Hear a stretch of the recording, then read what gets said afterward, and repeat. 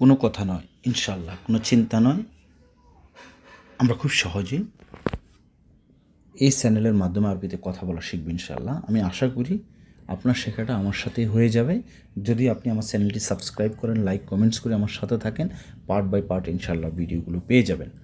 দর্শক, আমাকে 10 টাকা হাওলাত দাও, কি আমরা বলি না? অবশ্যই বলি দৈনন্দিন জীবনে। আমি এখানে টাকা দিয়েছি, আপনি বলতে পারেন আমাকে এটা দাও, আমাকে সেটা দাও, আমাকে গাড়িটি দাও, আমাকে বেতন দাও, তাই না? বোঝার পরে আপনাকে এভাবে বাক্য তৈরি করতে হবে। আমাকে 10 টাকা হাওলাত দাও। আমরা সকলেই জানি যে আমাদের সম্মানিত যারা পুরাতন প্রবাসী ভাই আছেন, ওনারা যুগ যুগ ধরে যেভাবে কথা বলে আসতেছেন উইদাউট গ্রামাটিক্যাল সিস্টেমে, আমরা সেভাবে কথা বলা শিখব। সেভাবে আপনাদের জন্য একটি বই তৈরি করেছি, যদি নিতে চান ভিডিওর নিচে আমার নাম্বার দেওয়া আছে। তাহলে আমাকে একটি শব্দ, 10 একটি শব্দ, টাকা একটি শব্দ, হাওলাত একটি শব্দ, দেওয়া বা দাও এটা একটা শব্দ।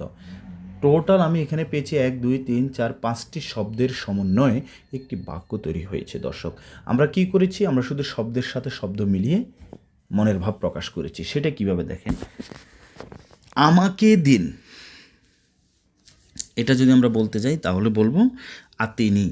আমাকে দিন, আতিনি। স্পেসিফিক আমরা যদি কাউকে যদি কোনো সময় বলি আমাকে দিন, তাহলে কি বলবেন? আতিনি।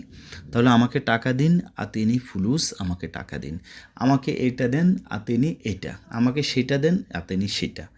তাহলে আমি লিখেছি আতিনি আশারা ফুলুস, আমাকে 10 টাকা দিন। আতিনি আশারা মানে কত? 10, ফুলুস মানে টাকা। তাহলে আতিনি আশারা ফুলুস, আমাকে আশার মানে 10, ফুলুস মানে টাকা। এরপর লিখেছি, আচ্ছা এখানে দেখেন আমি আতিনি দিয়েছি না, আর হচ্ছে অবশ্যই আপনাকে সংখ্যা গণনাগুলো খুব ভালো করে জানতে হবে, শিখতে হবে, বুঝতে হবে। সেটা আবার কি?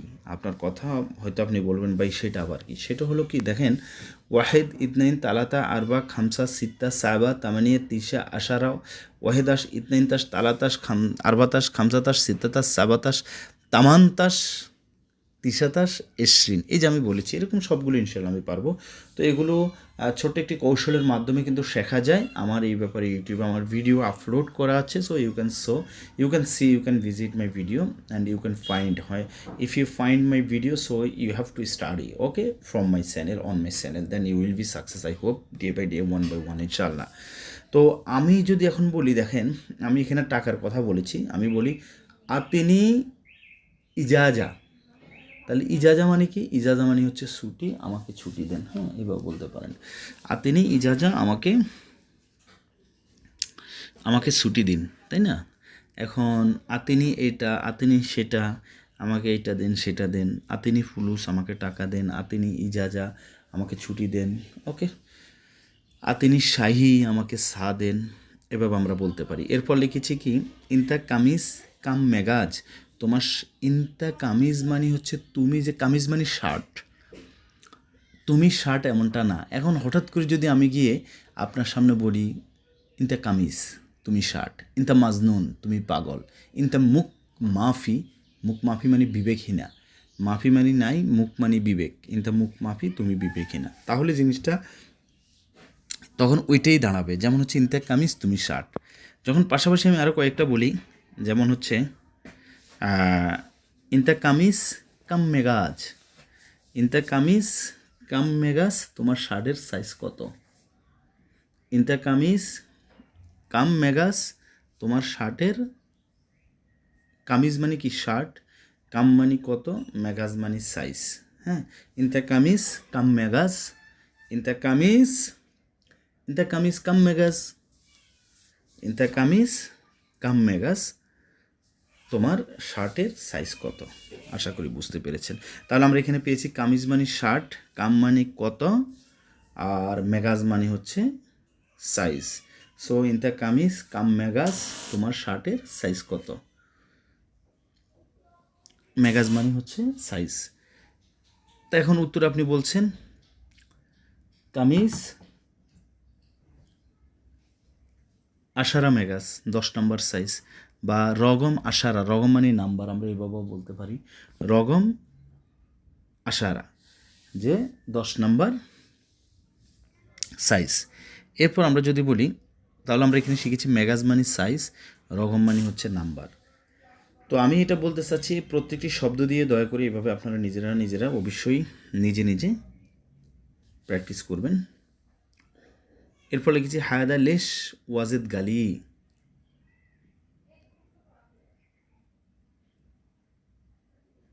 হাদা লেশ ওয়াজেদ গালি। ওয়াজেদ মানে অনেক বেশি, গালি মানে দামি।